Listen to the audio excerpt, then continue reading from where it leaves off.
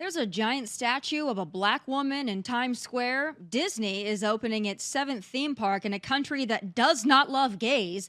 And the Met Gala is so painfully ridiculous it almost makes Hollywood award shows look good.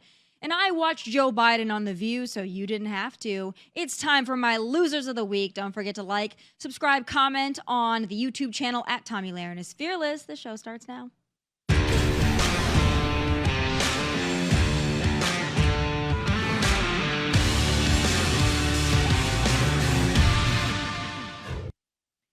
This was another real doozy of a week, and I have a fresh batch, a fresh conclave, if you will, of losers to crown.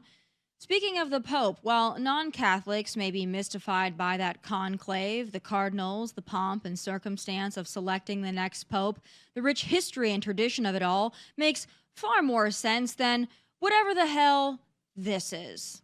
I mean, I know what it is. It's a 12-foot statue of an average-looking black woman, but why the hell was it erected in Times Square, and what is its purpose exactly? Well, according to the Times Square website, get this, it is supposedly inspired by Michelangelo's timeless and iconic art fixture, the Statue of David. I kid you not, according to its artist, Thomas J. Price, it was designed and then installed to instigate meaningful connections and bind intimate emotional states that allow for deeper reflection around the human condition and greater cultural diversity. That's a lot to ask of a generic statue of a black woman, but okay, let's go with that. The real reason is, of course, racial. The giant black woman is supposed to be an FU to white statues, including a World War I war hero. The woke mob is so obsessed with race and so soaked with blatant hatred of white people, it's now erecting big black woman statues to fix racism. Let's see how that one goes. But speaking of things perhaps being built where they perhaps don't belong, get a load of this news. Disney is set to open its seventh theme park in the loving and tolerant capital of the United Arab Emirates, Abu Dhabi. It is the first Disney installation in the Middle East, which is great and all, yet totally and completely hypocritical coming from Disney, the brand and company and institution that went toe-to-toe with Florida and Governor Ron DeSantis over the falsely labeled Don't Say Gay bill. You know, as Clay rightfully pointed out, Disney is also the parent company of ESPN, where they had a moment of silence for the LGBTQ barbecue over the Don't Say Gay bill. Wow, wait till Disney gets a load of what they do to gay people in the Middle East. There aren't enough moments of silence in the calendar year to cover that one. What a joke. That brings me to the biggest and most ridiculous annual joke of the year, the Met Gala. This was once a classy and glitzy event dedicated to glamour and the arts. It's now, like everything else, a freak show. It's like Halloween for the rich, liberal, elite upper crust, but actually far worse. Not only has it become a pageant for weirdos begging for attention, the few that go to this stupid thing looking normal, well, they get ripped apart for it. Like Sydney Sweeney, who apparently was not on theme and maybe even a racist, because while the sub-theme was black dandyism, whatever the hell that is, she wore a dress inspired by a white woman. The horror, the outrage. But we all know if she would have done anything in the realm of black excellence, it would have been dubbed cultural appropriation. These elitist events are so far removed from reality and so very stupid. What a joke. And those are my losers of the week. Joining me now is Rapid Fire podcast host Savanah Hernandez.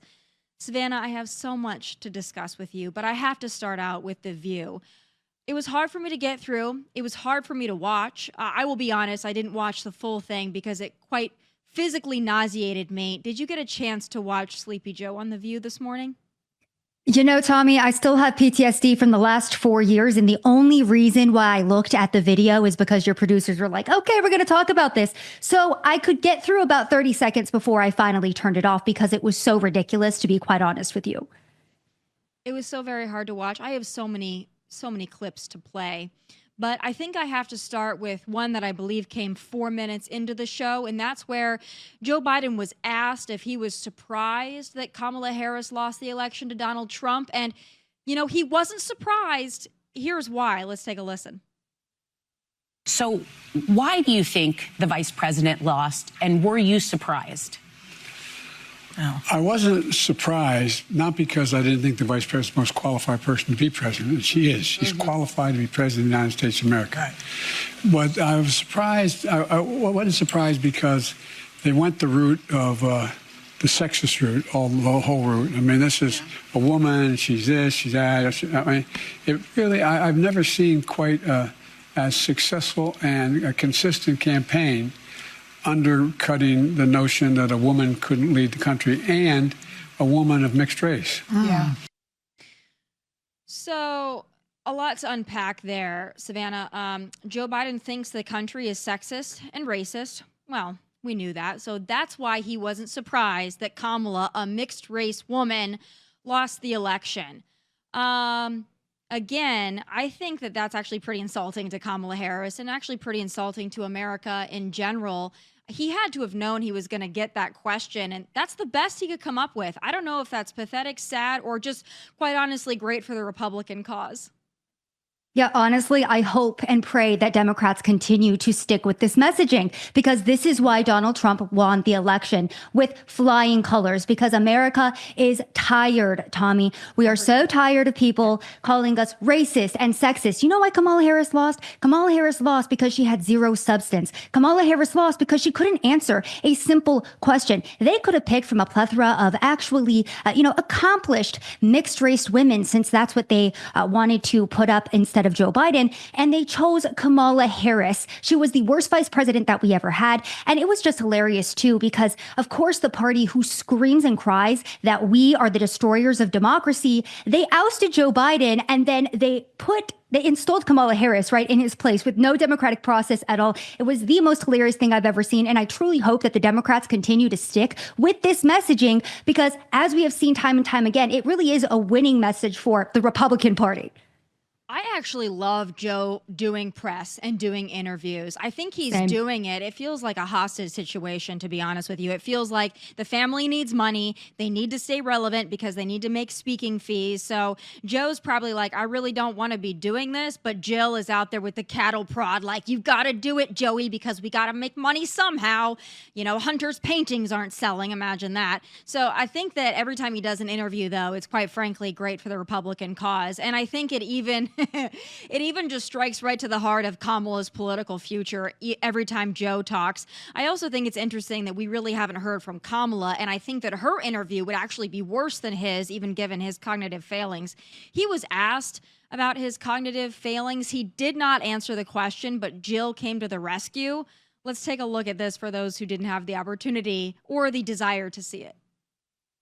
Mr. President, since you left office, there have been a number of books that have come out, deeply sourced from Democratic sources, that claim in your final year there was a dramatic decline in your cognitive abilities.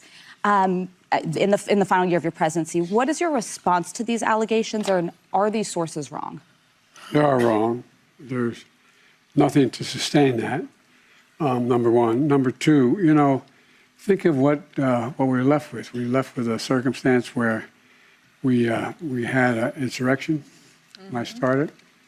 Not since the Civil War. We had a circumstance where we were in a position that the pandemic, because of the incompetence of the last outfit, end up over 1 million people dying. 1 million people dying. And we're also in a situation where we found ourselves unable to deal with a lot of just basic issues, and which I won't go into in the interest of time. And so we went to work, and we got it done. And one of the things Alyssa, one of the things I think is that the people who wrote those books were not in the White House with us, and they didn't see how hard Joe worked every single day. I don't even know where to begin. First of all, he did not answer the question. You were asked about the books written about your cognitive failures. You said those people weren't around you every day. Yeah, they for damn sure were. But he didn't answer the question. And Jill jumping in there, first of all, I don't know if you noticed, because I was watching Jill's expression the entire time he was not answering that question. And she had fear in her eyes. Like, you could see her beady little rat eyes looking at him, because she's like, oh my God, what is he going to say? What is he going to say? And of course, she had to jump in and say, oh, all these people, they weren't around. And also, Joe worked all day long. Like, wow, that's comforting. The president worked all day. Like, does he want a brownie point? Does he want an ice cream cone? Does he want a jelly bean? Like, it's nauseating. Luckily, it's not our problem anymore, but I still think we have to dissect it for the interest of history. Oh, absolutely. And let's not forget that Joe Biden was, by like 3 p.m. every single day, basically saying, yeah, I'm not going to take any questions. And then you had reporters that had pre-written questions that Joe Biden could call on because this man could not cognitively answer questions by himself. And Tommy, this is my favorite thing to bring up too, Joe Biden's cognitive decline, because I was at the DNC last year. I confronted Don Lemon and the entire CNN team about this. And I asked them, hey, why are you guys covering up for Joe Biden's decline? I'm not backed by $1 million company, but I have 2 eyes and I can see that this man can't even walk straight. What's going on? Nobody would respond. And then a couple months later, now that it's okay to talk about it, Jake Tapper is coming out with a whole expose about how Joe Biden was having cognitive decline. And it's this big, huge cover up that the White House, journalists exposed. You even had the White House Correspondents' Dinner the other day. I don't know if you, or the other week, Tommy, I don't know if you saw that. You had the journalists there getting awards talking about Joe Biden's cognitive decline and the huge cover up. Like, excuse me, y'all were the cover up. What are you talking about? You're exactly right. They were the cover up. Now some of them can get some money out of it. So they're saying what we've been saying for literally years. And by the way, many of us were saying that Joe Biden was out to lunch pre-2020. You know, there are some folks that started to catch on maybe in 2023. This was in the making before 2020. And it was obvious. And him sitting there, he looks frail. He looks debilitated.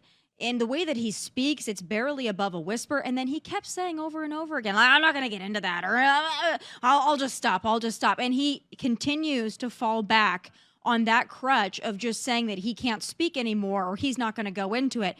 Quite frankly, it's because I don't think he can find the words. He doesn't know what to say next, and he's afraid what might come out is going to be really bad. And, Jill, behind the scenes, I don't know what she's doing to the poor man, but I don't even know if he gets his dinner in his pudding cup if he makes a mistakey. So anyway, we have to move on because there's so many things to discuss. Let's go to my favorite president of all time. When he was asked just this morning, by the way, I have to point out, I think that President Trump planned to announce this deal with the UK when Joe was going to be on The View purposely, just to steal all the thunder away from it, which I thought was amazing. But here you've got, decrepit Joe on The View, and then you've got President Trump announcing a great trade deal with the UK.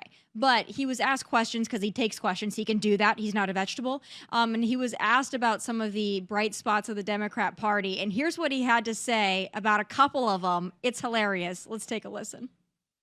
And when they took over, Buttigieg, who has no clue, he drives to work on his bicycle with his, in all fairness, with his husband on the back, which is a nice, loving relationship. But he didn't have a clue. This guy didn't have a clue. And he's actually a contender for president. Between him and Crockett, you can have that party. But he didn't know what he was doing. President Trump is the architect of the subtle yet compassionate shade.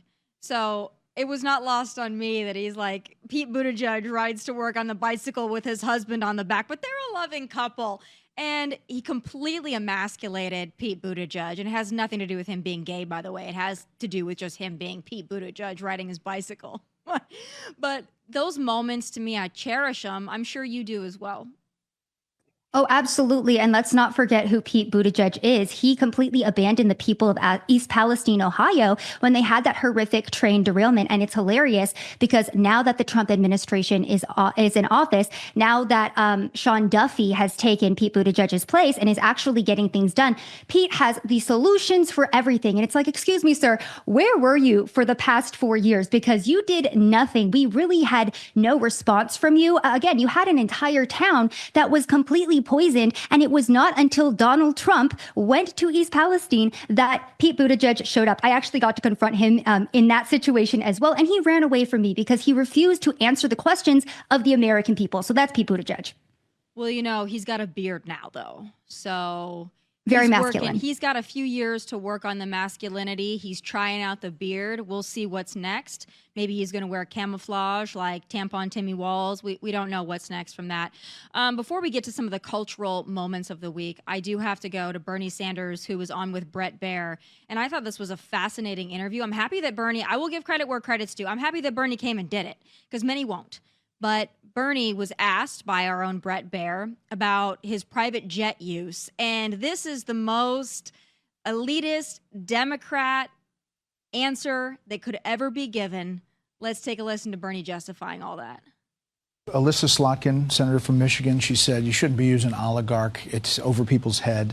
You've gotten criticized from other people. Free Beacon says Bernie Sanders spent $221,000 on private jets fighting the oligarchy tour paid for by friends of Bernie Sanders.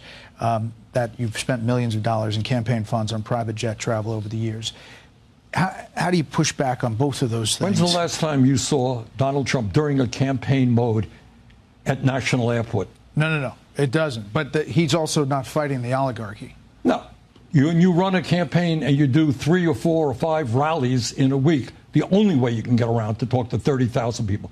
Think I'm going to be sitting on a waiting line at United waiting, 30,000 people are waiting? That's the only way you can get around. No apologies for that. That's what campaign travel is about. We've done it in the past. We're going to do it in the future. And you think that this is hitting a mark? You think it's scratching the itch that voters want to hear from? I think at a time when the people on top are doing phenomenally well, when seniors, working class people are struggling, people want to hear action to stand up to the people who have the wealth and the power and create an economy that works for all of us, not just the people on top.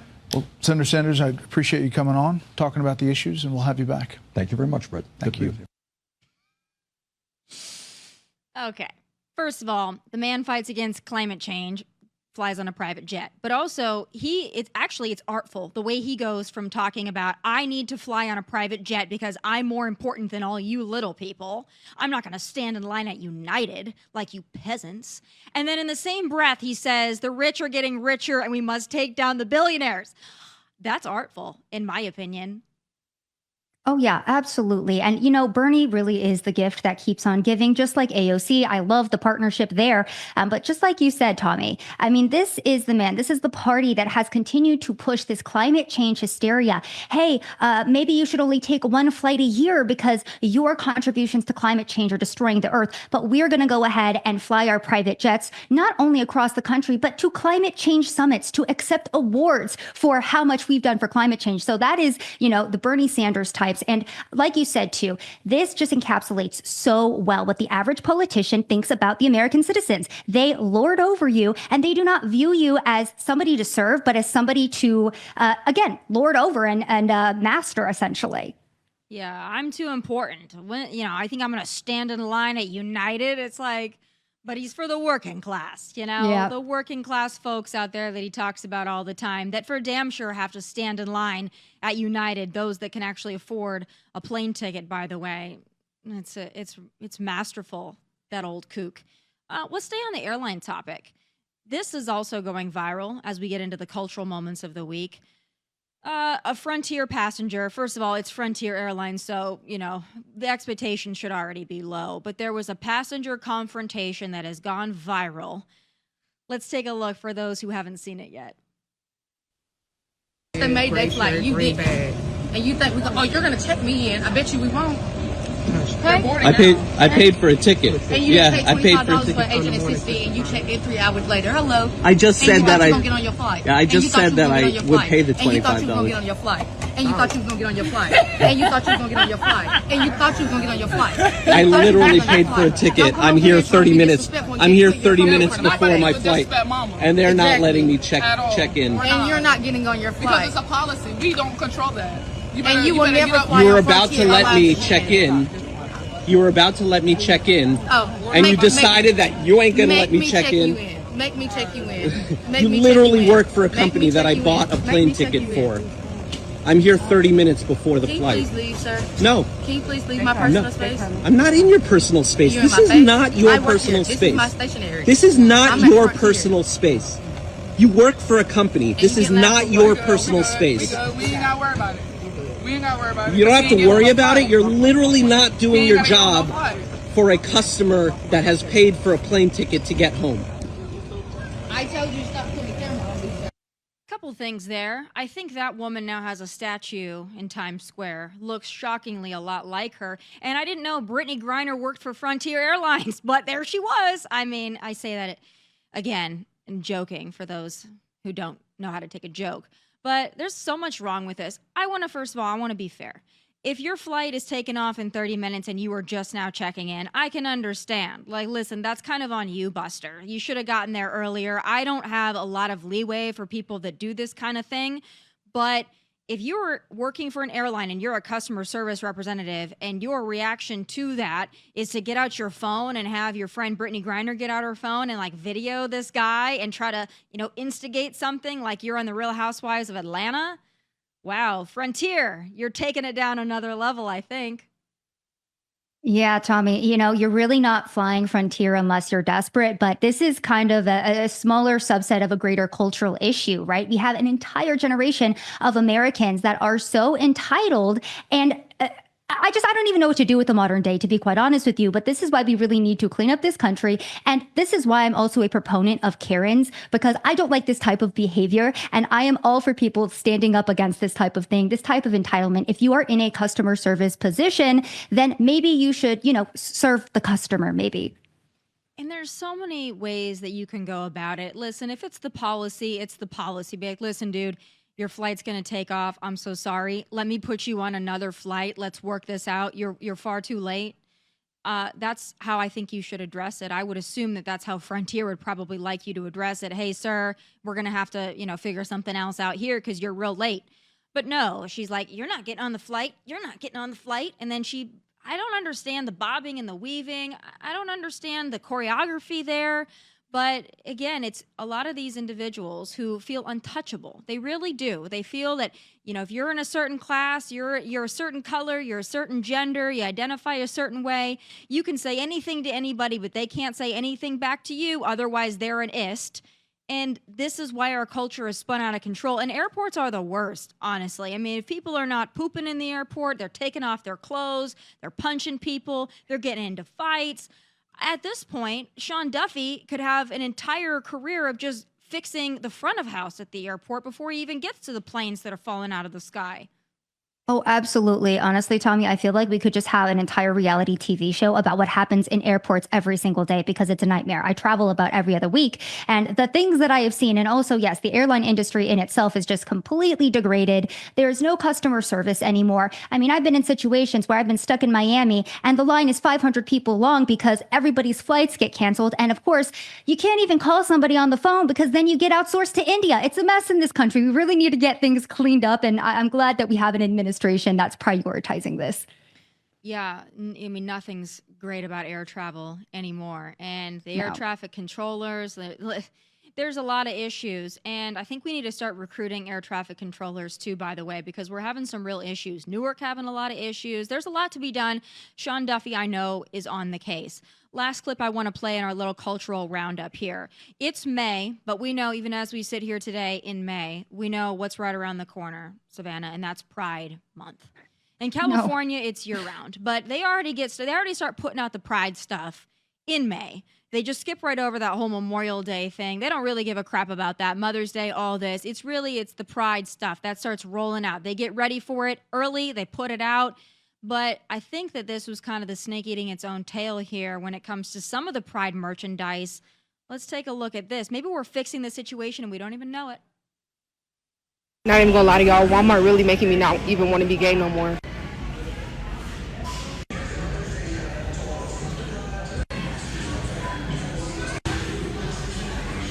We could just go ahead and skip Pride Month because I mean, some of those were pretty bad. Target usually has the best of the worst of the gay pride stuff, but Walmart, they're stepping it up. Tariffs are not going to get in their way. What do you think about their offering? You know, Tommy, as soon as I saw this video, the first thought I did have was at least they're marketing this to adults instead of children. But also, round of applause to Walmart. We should be disincentivizing people celebrating Pride. Now, I attended Pride to report on it in San Francisco last year, and I was truly horrified about what I saw because you had fully erect men standing in front of children, and there were people who were peeing on each other in a fetish pool. So this is what happens at Pride events all over the country every single June. It's absolutely horrific. And if Walmart's ugly designs are going to disincentivize people from being a part of that, I'm all for it. I mean, the lesbian, I got to give him credit for originality. I might get Yeah. that shirt. I don't know. What do you think would happen to me if I wore the lesbian shirt? Yeah, Tommy, you would probably be called a bigot or, you know, culturally appropriating an entire people. So But don't I'm do not that. saying Don't I'm an step on the ally. lesbian. Don't they call that an ally? Or what was that one? Did that honestly say, it was a little hard to see? Did that say homo estás on it? Is that what that said? I think it did for the multicultural LGBTQ. Remember, we have multiple colors on the flag now, not only for like the Hispanics and the Blacks, but also for the 58,000 genders that we have too. What do you think about the term that Gavin Newsom claims he never said, but he has, the Latinx? Because that's another group to add to the flag, I think. Oh, yeah. No, again, I love that Gavin Newsom said that because it was ridiculous. And any Hispanic person who heard that immediately rolled their eyes and was like, okay, this is just next level liberal nonsense that nobody asked for. And it's hilarious now to see Gavin Newsom try to backtrack on that because he knows how ridiculous he sounded. Latinx. I mean, that's pretty degrading. It sounds like something off of Avatar. I don't know. And I'm a little salty because white people, we just have white. And in many cases, they don't even capitalize the W. So I'm feeling a little left out. I'd like to be white X. I don't know if that's a thing. I'd like to make it a thing. I feel left out of the parade. So maybe that'll be for next year. I'll make that one happen. White X. I think that's a good one. I think we should go with that. Thank you so much for taking all the time to break down all these cultural and important moments.